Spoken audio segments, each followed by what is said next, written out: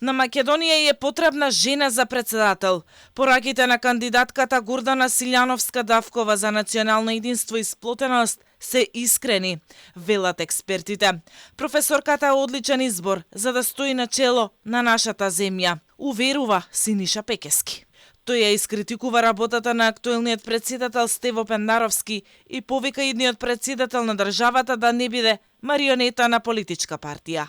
Па вака, она што кандидатот за председател Гордана Силјановска вчера ги искажа на говорниците, се одлични пораки во кои верувам дека сериозно ги мисли, бидејќи и во незиното политичко делување до сега го практикуваше тоа.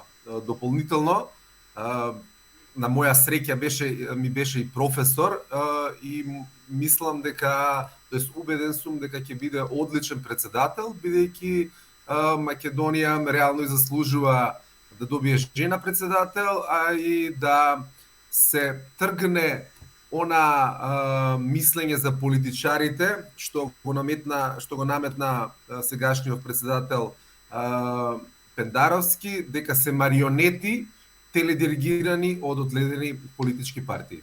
Аналитичарите очекуваат Силјановска-Давкова убедливо да триумфира уште во првиот круг. Она што би сакал да го видам во изборната кампања е да протекува оној позитивен тек на кампање, да кандидатите имаат почитување еден кон друг и да имаат почитување кон граѓаните, бидејќи тие политичари донесоа до ова дерече во кое сме во моментот.